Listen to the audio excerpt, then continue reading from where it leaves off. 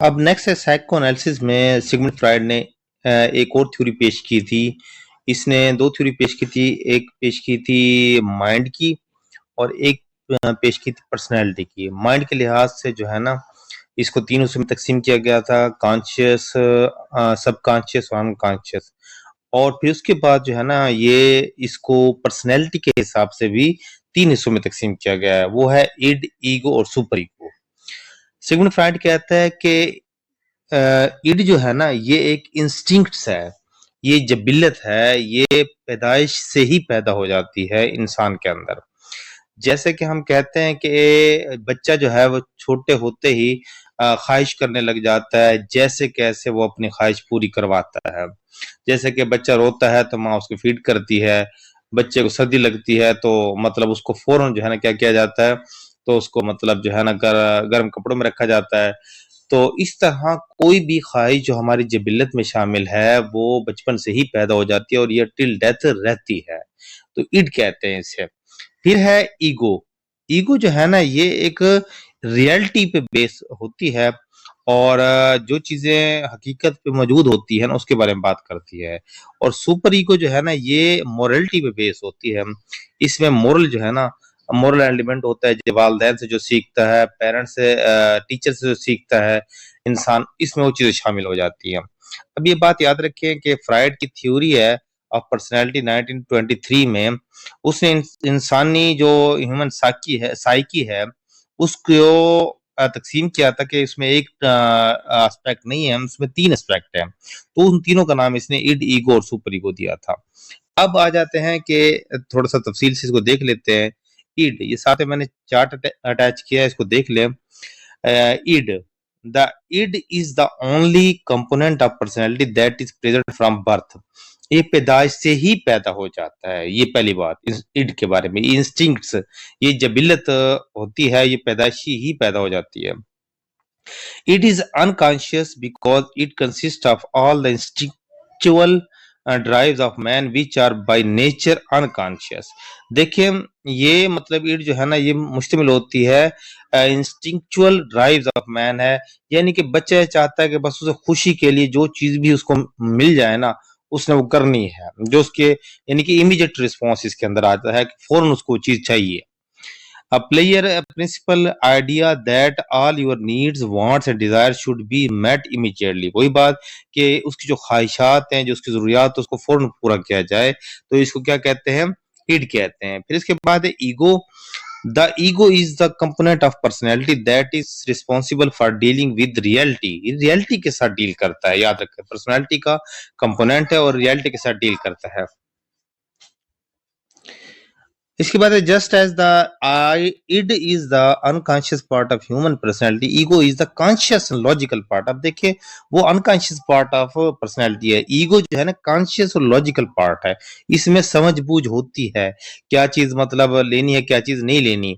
और मतलब ये चीज है कि इंसान सोचता है कि ये काम मैंने करना है या नहीं करना, करना है तो किस तरीके से करना है। The ego functions the both in both the conscious, preconscious and conscious. Ego जो है ना, इन दोनों को डील करता है, ये तमाम चीजों को, कॉन्शियस को भी, प्री कॉन्शियस को भी और अनकॉन्शियस माइंड को भी। The ego operates an unreality principle which strive to satisfy the its desire in realistic, logically in socially appropriate way। यानी कि ईगो ये काम करती है कि जैसे कि बच्चे को भूख लगी है और बच्चे ने खाना खाना है, तो बच्चा ये नहीं देखेगा कि वो चीज जो है ना पूछ के उठानी है नहीं उठानी, वो उसको उठाएगा और खा लेगा। लेकिन ईगो जो है ना क्या करती है, वो इंसान के अंदर एक रियलिटी प्रिंसिपल क्रिएट करती है। अगर उसने अपनी भूख को मिटाना है, तो उसने कोई लॉजिकली या सोशली अप्रोप्रिएट वे, मुनासिब तरीके से वो अपनी ख्वाहिश को पूरा करेगा। तो इस तरह ये जो है ना 3 चीजें, 2 चीजें आ गई, मैंने आपको बता दी है उसमें, इड और ईगो। अब नेक्स्ट है सुपर ईगो। ये मोरालिटी के बारे में होती है। Third structure of personality to develop, super ego begins to emerge at around age 5 से तकरीबन ये शुरू हो जाती है super ego. The super ego is the aspect of personality. ये पर्सनैलिटी का एक एस्पेक्ट है that holds all our internalised and moral standards. ये हमारे तमाम इखलाकी मियार को, जो इखलाकी इक़दार है उसको कंट्रोल करता है। And ideal that we acquire from both parents and society. और ये इखलाकियात हम कहाँ से सीखते हैं? ये हम सोसाइटी से और पेरेंट्स से सीखते हैं। Our sense of right and wrong, यानी कि हम तमीज कर सकते हैं क्या चीज दुरुस्त है और क्या चीज गलत है। तो ये तमाम चीजें राइट एंड रॉन्ग पर मबनी होती है, मॉरल डेवलपमेंट हो जाती है। अब साथ ही मैंने एक चार्ट अटैच किया है, उसमें देख ले उसमें क्या है कि देखिए ये ब्रेन है आपका, इसमें इड है बेसिक इंस्टिंक्ट्स। बेसिक इंस्टिंक्ट्स जो है ना ये है, ईगो जो है ना रियलिटी है, और सुपर ईगो जो है ना मॉरल एंड वर्चूज है। तो ये आपने अच्छे तरीके से इसको देख लेना, समझ लेना। ये आपने 3 पॉइंट याद रखने कि ईड जो है ना वो बेसिक इंस्टिंक्ट्स है, ईगो जो है रियलिटी पे मबनी है, और सुपर ईगो जो है ना मॉरल्स एंड वैल्यूज और वर्चूज पे मबनी है। अब एक और चार्ट मैंने अटैच किया, देखें कि ईड क्या है। ईड जो है ना, देखिए इसकी मिसाल एग्जांपल्स देख लें आप। A hungry baby cried until he was fed, यानी कि एक बच्चा भूखा है और चीखता रहता है, चिल्लाता रहता है जब तक उसको वो मतलब फीड ना किया जाए। मतलब जब तक उसको उसकी मतलूबा ख्वाहिश ना मिले, मतलूबा चीज ना मिले, तब तक वो चीखता रहेगा। ईगो क्या है? Mary wanted to borrow her mom's necklace. Mary जो है ना वो अपनी मॉम के नेकलेस को उधार लेना चाहती है, but new her mom would be angry if she टूक इट विदाउट आस्किंग। अगर वो ये जानती है कि अगर उसने बगैर पूछे अपने मॉम का नेकलेस लिया तो उसकी माँ गुस्सा करेगी उस पर। So she asked her mom if she could wear it. तो इसीलिए वो अपनी मॉम से पूछती है क्या वो इसे पहन सकती है नेकलेस को। देखिए ये एक मतलब उसकी नीड थी, उसने एक मुनासिब तरीके से पूरी की, यानी कि परमिशन से। अब है सुपर ईगो की मिसाल। Sara knew she could steal the supplies from work and no one would know about it. कि सारा किसी जगह पर काम करती है और वहां से वो चीज उठा सकती है, उसे पता है, उसे कोई नहीं देख रहा, कोई नहीं जानता। She also knew that stealing was wrong, लेकिन ये भी जानती है कि स्टीलिंग जो है ना वो गलत चीज है। So she decided not to take anything even though as she probably wouldn't get cot.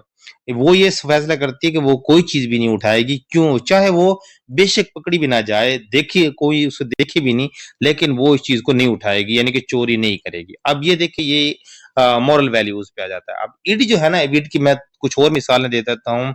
अब देखिए ईड में जो है ना ये हमारी खुद लज्जती आ जाएगा, इंसान की अपनी ख्वाहिशात आ जाएंगी, वो ख्वाहिशात जो इंसान मतलब फिल फोर इस दुनिया से पूरी नहीं कर सकता तो ख्वाबों की दुनिया से पूरे करेगा। मतलब ये ख्वाहिशात, ईड वाली ख्वाहिशात जो है वो डिजायर्स, एस्पायरेशन, विशेस जो है वो तमाम चीजें हैं वो पूरी करेगा, लेकिन दोनों तरीके से, या इस दुनिया से या फिर वो ड्रीम्स के जरिए, ये दोनों चीजों से पूरी करता है, फौरन इमीडिएटली रिस्पॉन्स होता है। अब ये जिबिलत में शामिल है। जैसे बच्चा अंगूठा चूसता है तो उसे अब अंगूठा चूसना किसने सिखाया है? जिबिलत ने सिखाया है, इंस्टिंक्ट ने सिखाया है। तो इसलिए माँ उसको फीड करती है, और बच्चा रोता है, माँ उसको फीड करती है, वो खामोश हो जाता है। इस तरह सेक्सुअल डिजायर्स है, हंगर है, थर्स्ट। मैंने एक चार्ट और अटैच किया है, the id, ego and super ego. Id क्या है? अनकॉन्शियस है, प्लेयर ओरिएंटेड है, एंड सेल्फिश। ये मतलब खुद अपनी मतलब ख्वाहिश पूरी हो जाए, चाहे वो जैसे हो जाए, बाय हुक और बाय क्रुक, यानी कि जैसे तैसे अपनी ख्वाहिश पूरी करनी है, इसमें प्लेयर हासिल करना है, चाहे वो उसमें किसी का नुकसान भी हो जाए। ड्राइवन बाय प्लेयर प्रिंसिपल, ये सिर्फ प्लेयर प्रिंसिपल काम करती है, इसमें खुशी हासिल की जाती है चाहे जैसे भी हासिल हो। इनसाशेबल इंस्टिंक्ट्स प्रेजेंट फ्रॉम बर्थ, और ये पैदाइश से पैदा हो जाती है। दूसरा है द ईगो कॉन्शियस, इसमें rational driven by the reality principle, यहाँ पर रियलिटी प्रिंसिपल होता है। ईड में प्लेयर प्रिंसिपल होता है, चाहे कुछ भी हो जाए खुशी हासिल करनी है। इसमें रियलिटी प्रिंसिपल होता है, जो रियलिटी पे बेस्ड जो चीजें होती हैं उसके जरिए वो ख्वाहिश पूरी की जाती है। Balances conflicting demands of the id and super ego, ये बैलेंस रखती है ईगो जो है ना सुपर ईगो और ईड के दरमियान। द सुपर ईगो क्या है? Last part of personality to develops through socialisation, concern with morality, right and wrong. अब देखिए ना इसमें राइट एंड रॉन्ग होती है। इसमें देखो जैसे कि मैं आपको बता देता हूँ कि रिलीजियस फेथ आ गए, सोशल वैल्यूज आ गई, अच्छा इंसानी मतलब डोमेस्टिक वैल्यूज आ गई, तमाम चीजें इसमें सुपर ईगो में आ जाएगी, यानी कि हमारी सोसाइटी इसमें शामिल हो जाएगी। तो ये तीनों चीजें आपने देख लेनी है। अब एक और मिसाल देख लें कि the id I want to skip my workout because I feel lazy and just want to relax. यानी कि ईड में ये होता है कि इंसान अपने काम को क्या करता है, स्किप कर सकता है, क्योंकि अपने प्लेयर के लिए, जो उसकी प्लेयर है, उसकी प्लेयर है कि वो लेजीनेस महसूस करता है, इसलिए वो रिलैक्स करना चाहता है। जो कि सुपर ईगो में ये है कि वो कहता है नहीं, ये काम जो है ना मुझे स्किप नहीं करना चाहिए, क्योंकि ये मेरी ड्यूटी है और मेरी सेहत के लिए अच्छा है। तो फिर इसमें क्या होता है कि ये डिसिप्लिन और सेहत के लिए अच्छा है, तो मुझे कुछ काम कर लेना चाहिए, इसको जो है ना लाजमी करना चाहिए, या मतलब कुछ कर लेना चाहिए, इसको स्किप नहीं करना चाहिए। द ईगो जो है ना वो क्या कहती है कि I can do shorter workout today, आज मुझे थोड़ा बहुत काम करना चाहिए, and make up for it with longer session tomorrow, और कल के लिए जो है ना ये लॉन्गर सेशन के लिए इसको मजीद जो है ना तैयार कर लेना चाहिए। अब इड, ईगो और सुपर ईगो में ये तीनों चीजें शामिल हैं। इड में आपकी जिबिलियत शामिल है, ईगो में आपकी मतलब यह है कि रियलिटी शामिल है, और सुपर ईगो में आपकी जो है वो मॉरल वैल्यूज शामिल हैं। तो इस क्वेश्चन में जो आंसर था इसका फ्राइड था साइकोएनालिसिस, ये मैंने दोनों चीजें आपको बता दी हैं, पर्सनैलिटी डिवीजन भी और उसके बाद माइंड की डिवीजन भी। क्वेश्चन नंबर 75 है, cognitive learning theory is known as information processing theory. Option number C दुरुस्त है। Laws of learning were founded by, laws of learning जो है ना ये थॉर्नडाइक ने इसको फाउंड किया था, ये ऑप्शन नंबर इसका ए दुरुस्त है, पेवलोव गलत है। अब थॉर्नडाइक का लॉज ऑफ लर्निंग देख लेते हैं। अब ये मैंने चार्ट अटैच किया, देख लें। Thorndike's research showed the correct response was strengthened and the incorrect responses were weakened. वो कहते हैं जो दुरुस्त रिस्पॉन्स है उनको स्ट्रेंथ किया जाए, मजबूत किया जाए, जो इनकरेक्ट रिस्पॉन्सेज हैं उनको क्या किया जाए, कमजोर किया जाए। He then identified three major laws of learning to explain the process. उसने तीन लॉ बताए हैं, law of effect, law of exercise, law of readiness. Law of effect क्या है? A satisfying effect following the response strengthen the connection between the stimulus and the behavior. Stimulus और behaviour के दरमियान connection को मजीद मजबूत किया जाता है, लॉ ऑफ इफेक्ट है। सेकंड है law of exercise, repetition of the experience increases the probability of a correct response. यानी कि उस काम को बार बार करना जब तक कि वो परफेक्टली ना हो जाए, करेक्टली ना हो जाए वो रिस्पॉन्स, उसको कहते हैं law of exercise. But it will not enhance learning without a satisfying effect following the response. Law of readiness है the execution of an in action in response to a strong impulse is satisfying, but the blocking of an action or facing is forcing it is annoying. देखिए इसमें जो है ना law of readiness में उसको जो काम करने वाला रिस्पॉन्स वाला बंदा है उसको तैयार किया जाता है, मजबूत किया जाता है, मुतमिन किया जाता है, लेकिन उस पे जो है ना उसको फोर्स या ब्लॉक करना उसके एक्शन को वो गलत होता है, तो तकलीफ दे होता है, क्योंकि जब वो रजामंद ही नहीं तो लॉ ऑफ रेडिनेस कैसे उस पर फॉलो होगा। तो उसको लॉ ऑफ रेडिनेस का मतलब होता है उसको तैयार करना, और अल्लाह एक्सरसाइज उस काम को बार बार प्रैक्टिस के जरिए ऐसे करना कि वो आपको मुकम्मल तौर पे आना शुरू हो जाए। और लॉ ऑफ इफेक्ट का मतलब होता है कि सेटिस्फाइंग फैक्ट है following the response strengthen the, यानी कि जो काम वो करता है वो उससे मुतमिन हो जाए, तो लॉ ऑफ इफेक्ट होता है। फिर उसके बाद नेक्स्ट है, अब इसमें देखें बीएफ स्किनर जो है ना ये ऑपरेंट कंडीशन इसने पेश की थी, वाटसन ने, ये अमेरिकन बिहेवियरिज्म का फाउंडर है, और पेवलोव जो है ये क्लासिकल कंडीशनर इसने पेश की थी। Founder of the intelligence test was Alfred Binet. 78 at the name of psychologist, the name of psychologist who said that most of the fears of human beings are conditionally learned, ये Watson, ये behaviourism था और इसने ये theory पेश की थी। 79 है Carl Rogers presented person centred counselling.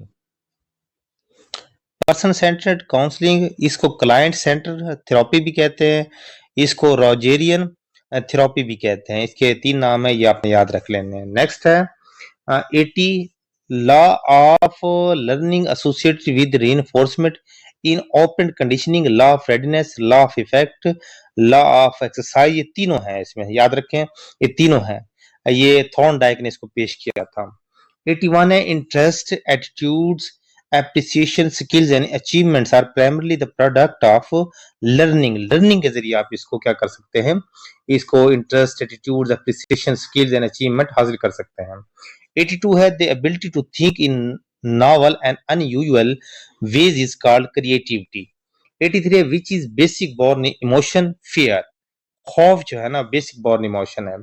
पियाजे presented the theory of cognitive development की थ्योरी पेश की, इसमें 4 स्टेजेस पेश की थी उसने। 85 a model of 8 types of learning was designed by Gagne. Gagne ने ये 8 टाइप्स ऑफ लर्निंग पेश की थी, जिसे Robert Gagne's hierarchy of learning कहते हैं। वो कौन सी होती है मैंने साथ में अटैच कर दिया, देख लें। तो ये फ्रॉम लोअर टू अपर जाती है। सबसे पहले है सिग्नल लर्निंग, फिर उसके बाद है stimulus response learning, psychomotor connection learning, verbal association learning, और ये multiple discrimination learning, concept learning, principle learning, problem solving. अब देखिए मोर टू बिहेवियरल एस्पेक्ट, ये जो नीचे वाले स्टेज हैं, ये जो है ना मोर टू बिहेवियरल एस्पेक्ट की तरफ जाते हैं। और मोर टू कोग्निटिव एस्पेक्ट जो है ना, ये यानी कि ये जहन की तरफ जो जहनी काम होता है, ये ऊपर वाले उसमें जाते हैं हम।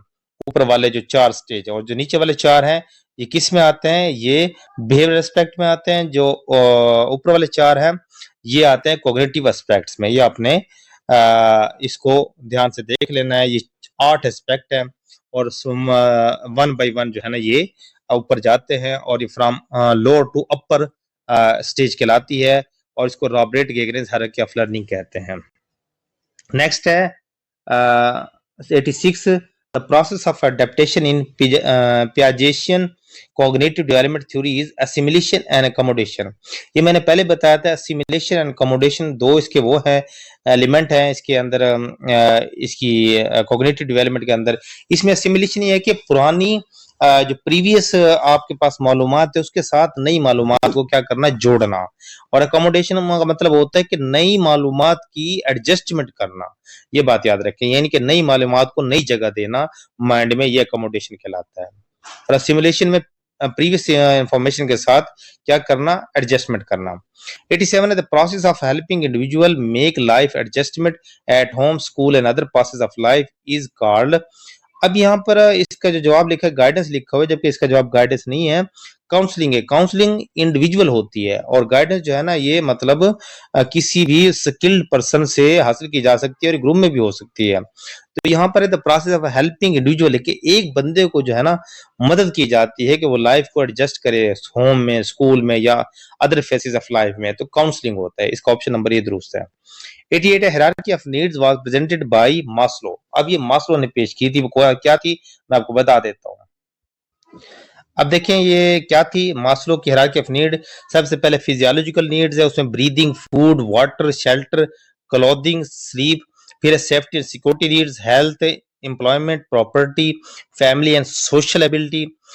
तीसरी है love and belonging, friendship, family, intimacy, sense of connection, self esteem. चौथी स्टेज है confidence, achievement, respect of other, the need to be unique individual.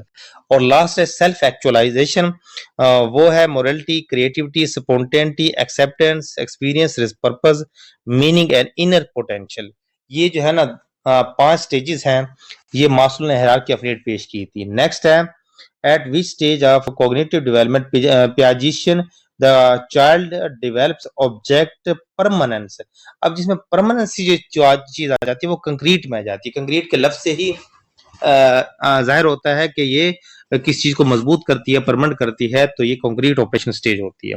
Sensory motor stage जो है ना 0 to 2 years है। प्री ऑपरेशनल जो है ना 2 to 7 years है। कंक्रीट ऑप्शनल 7 to 12 year है, और 12 से अबव जो है ना ये फॉर्मल ऑपरेशन स्टेज आती है। 90 the Pioneer of identifying individual difference was Francis Galton. Francis Galton ने इसको पेश किया था, Pioneer of identifying individual difference. 91 है the learning method that is associated with observing of behaviour of other is called. दूसरों के बिहेवियर को observe करके जो है क्या कर दे सीखता है इंसान, उसको लर्निंग बाय इमिटेशन कहते हैं। 92 है which is the basic born emotion. Basic born emotion कौन सा है? लव, और एक पीछे भी आया था फियर।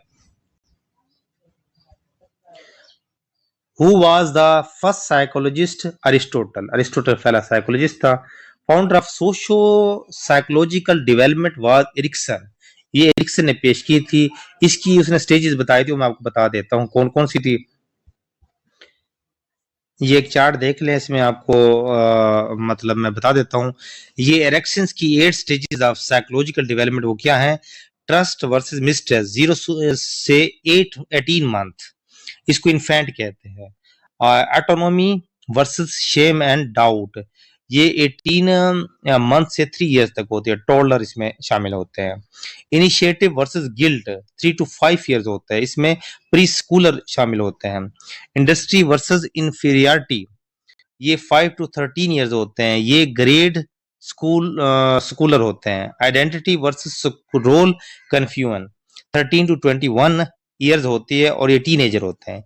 इंटीमेसी वर्सेस आइसोलेशन, ये 21 to 39 इयर्स होती है, young adult. Generativity versus stagnation 40 to 65 years होती है, ये मिडिल एज एडल्ट होता है। और लास्ट है इंटेग्रिटी वर्सेस डिस्पेयर, ये 65 ऑनवर्ड होती है, ओल्डर अडल्ट। ये जो है ना एरिक्सन की 8 स्टेजेस ऑफ साइकोलॉजिकल डेवलपमेंट है, ये आपने याद रख ली है। उसके बाद 95 है, which is not the type of memory. Short term memory ये मेमोरी नहीं होती, sensory memory, long term memory, strong memory, ये मेमोरीज होती है। 96 से perception attention play major role in long term memory. Long term memory में इसका बहुत गहरा असर पड़ता है, मेजर रोल अदा करता है long term memory. 97 logical thinking according to Jean पियाजे starts at the stages of concrete operation, में लॉजिकल थिंकिंग शुरू हो जाती है। 98 है experiments on learning by insight were performed by Kohler, Kohler ने इसको पेश किया था, experiments on learning by insight. 99 and translation of concrete experiences, development of logical thinking are given by concrete वो experiences। तीसरी स्टेज है कंक्रीट ऑपरेशंस, ये पियाजे ने पेश की थी। 100 है theory of self actualisation, sense of identity was presented by, ये लास्ट स्टेज है हायरार्की ऑफ नीड की, मास्लो ने पेश की थी। नेक्स्ट है semantic memory is memory of meaning. Semantic का जब भी लफ्ज आए वो याद रखना मीनिंग के साथ कनेक्ट होता है। Which school of thought Sigmund Freud belongs to psychoanalysis, ये मैंने पहले बताया था आपको साइकोएनालिसिस के बारे में, तो इसको मजीद जो है ना ये वीडियो के शुरू में जो है ना आपको मिल जाएगा। 103 trial and error theory was presented bye Thorndike, Thorndike ने पेश की थी। 104 है पेवलोव्स वर्क वाज विद डॉग्स, ये डॉग के साथ था, और बीएफ स्किनर का जो था ना वो रैट्स के साथ, चूहों के साथ। 105 है learning by insight theory, Gestalt theory भी इसे कहते हैं, ऑप्शन नंबर डी दुरुस्त है। क्वेश्चन नंबर 106 है stimulus plays a dominant role according to classical conditioning. Classical conditioning में स्टिमुलस वाइटल रोल अदा करता है, और रिस्पॉन्स में ऑपरेंट कंडीशनिंग में जो है ना रिस्पॉन्स एक मेन रोल अदा करता है। क्लासिकल कंडीशनिंग पेवलोव ने पेश की थी, और ऑपरेंट कंडीशनिंग बीएफ स्किनर ने। क्लासिकल कंडीशनिंग में डॉग्स पे एक्सपेरिमेंट हुआ था, और रिस्पॉन्स में जो है ना ये रैट्स पे बीएफ स्किनर ने इस पे क्या किया था, एक्सपेरिमेंट किया था। क्वेश्चन नंबर 108 है cognitive learning theory was presented bye, अच्छा इसमें ना जीन पियाजे ने पेश की थी कॉग्निटिव लर्निंग थ्योरी, तो इसमें उसका जवाब नहीं है। वैसे कॉग्निटिव लर्निंग थ्योरी के जो मतलब फॉलोअर थे वो थे Plato, Descartes, William James, John Dewey and Jean पियाजे, तो इनमें कोई सा भी एक नहीं है, तो इनमें ये सारे मतलब जवाब गलत है, तो रॉन्ग है। तो इसमें जीन पियाजे इसका इसने जीन पियाजे ने पेश की थी। 109 है projective techniques are used to measure personality, personality को मेजर करने के लिए प्रोजेक्टिव टेक्निक इस्तेमाल की जाती है। Cause of frustration is, frustration का काज क्या है? Forces in the environment, personal weakness, conflict among motives, ये तमाम ऑल ऑफ द अबव दुरुस्त है इसका। 111 है the in pre operation stage child learns rapidly, child क्या चीज सीखता है प्री ऑपरेशन स्टेज? सेंसिटी ऑपरेशन स्टेज में पहले इसकी सेंसिटिव मोटर स्टेज है, वो क्या है उसमें जो है ना 0 to 2 ईयर्स है, और 2 to 7 ईयर्स जो है ना प्री ऑपरेशन स्टेज है, 2 to 7 ईयर्स। तो प्री ऑपरेशन स्टेज में लैंग्वेज और एबिलिटी ऑफ एक्सप्रेशन ए और बी दोनों सीखता है। 112 है child begins to understand the principle of conservation, conservation जो है ना वो या कन्वर्सेशन है, ये चीजें जो है ना कंक्रीट ऑपरेशन स्टेज में सीखता है। इन concrete operation stage child increases knowledge, makes discussions, meets people, all of the above इसका दुरुस्त है। 114 mental development reaches at its climax during formal operation stage. Last stage में जो है ना ये क्या पहुंच जाती है, ये क्लाइमैक्स पे पहुंच जाती है mental development. The main characteristic of formal operation stage is imagination, aesthetic sense, creativity। ये formal operation stage last stage में, चौथी स्टेज में 12 ईयर एंड अबव, इससे ऊपर जो है ना इसकी ये स्टेज है, ये जीन पियाजे ने पेश की है। ऑप्शन नंबर डी दुरुस्त है। 160 thinking and reasoning is the characteristic of formal operation stage, last stage में है ये। 117 है the word emotion is derived from the Latin word emovere. 118 है emovere means stir up, to excite, to agitate. ये सारे synonyms हैं, तो all of the above इसका दुरुस्त है। 119 है the word moral is derived from the word mos. 120 है mos means manner, custom, habit, all of the above इसका दुरुस्त है। 121 theory of psychological development was presented by Erikson. ये पीछे भी आए थे, मैंने बताया था आपको, इसके 8 स्टेजेस हैं, वो मैंने एक करके आपको बताया भी है, जो लास्ट टाइम जो मैंने चार्ट इसके साथ अटैच किया था वो देख ले। 122 है theory of moral development, Lawrence Kohlberg ने इसको पेश किया था, थ्योरी ऑफ मॉरल डेवलपमेंट। 123 है hierarchy of needs was presented bye Maslow. 124 है concept of discovery learning was given by, discovery learning जो है ना वो ऑसोबेल ने पेश की थी। 125 Alfred Binet worked on intelligence test पे इसने क्या किया था, वर्क किया था। 126 है stimulus that strengths the response of an organism is, कि वो स्टिमुलस जो किसी भी ऑर्गेनिज्म के, ये जानदार के रिस्पांस को मजबूत करता है, वो रीइंफोर्समेंट कहलाता है। अच्छा, ये चार्ट मैंने अटैच किया है, ओपरेंट कंडीशनिंग, ये बीएफ स्किनर ने पेश किया था। इसमें दो चीजें, एक रीइंफोर्समेंट है, एक पनिशमेंट। रीइंफोर्समेंट में क्या है, increases the likelihood the behaviour will happen और बी रिपीटेड। इसमें जो है ना ये मकसद ये है कि जो आपका बिहेवियर है वो क्या होता है, रिपीट किया जाता है या उसमें बार बार दोहराया जाता है, या मतलब वाकया होता है। इसमें दो किस्म की वो होती है, पॉजिटिव और नेगेटिव रीइंफोर्समेंट। पॉजिटिव में एड्स अ डिजायर्ड स्टिमुलस, इसमें ये होता है कि डिजायर्ड जो स्टिमुलस है उसमें इजाफा होता है, और रिमूव्स अनडिजायर्ड स्टिमुलस, और जो अनडिजायर्ड स्टिमुलस होती हैं उसका में उसमें खात्मा हो जाता है। पनिशमेंट क्या है, ये एक नेगेटिव है। इसमें क्या होता है, reduces the likelihood the behaviour will happen और बी रिपीटेड। इसमें भी, इसमें जो है ना उसमें इंक्रीज होता है, इसमें रिड्यूस होता है बिहेवियर। और क्या होता है इसमें, इसके बहुत इम्कान होता है, मतलब जो बिहेवियर आपको दिखाया जाता है उसको कम हो जाता है। कैसे, पॉजिटिव और नेगेटिव। एड्स अनडिजायर्ड स्टिमुलस, इसमें अनडिजायर्ड स्टिमुलस को क्या किया जाता है, इसमें इजाफा होता है। इसका ये एक मतलब ये नेगेटिव वो ही है कि अनडिजायर्ड स्टिमुलस में इसमें क्या होता है, इजाफा होता है, बच्चा अपनी तवज्जो हटा देता है, रिमूव्स डिजायर्ड स्टिमुलस। और नेगेटिव इसमें क्या होता है कि बच्चा जो है ना जो मतलूबा स्टिमुलस है उसको खत्म कर जाती है बच्चे के अंदर वो। तो इसका मतलब है कि रीइंफोर्समेंट जरूरी है, उसमें पॉजिटिव और नेगेटिव दोनों ही बच्चे की रीइंफोर्समेंट के लिए होते हैं, बेहतरी के लिए। नेक्स्ट है 127 according to Maslow the most important are, वो कौन सी हैं, physiological need, self esteem needs, safety needs, physiological needs, belonging. ये सबसे पहले जो है ना खुराक, हवा, पानी, ये चीज जरूरी है, वो तो फिजियोलॉजिकल नीड इसकी जरूरी है। ऑप्शन नंबर सी दुरुस्त है। 128 physical growth is affected by biological factors, environmental factor, ये दोनों हैं, इसमें दोनों ही शामिल हैं, ए और बी इसका दुरुस्त है। 129 है learning means change in behaviour, learning का मतलब होता है change in behaviour. First book on psychology was written by Aristotle, Aristotle ने इसको लिखा था।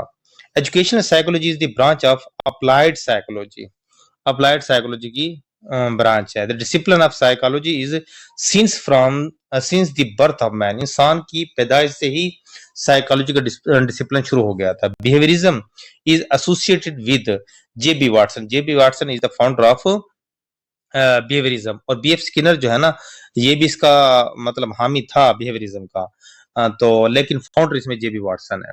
If a student has an age of 11 years from psychological point of view he she is placed in adolescence, वो adolescence में रखा जाएगा।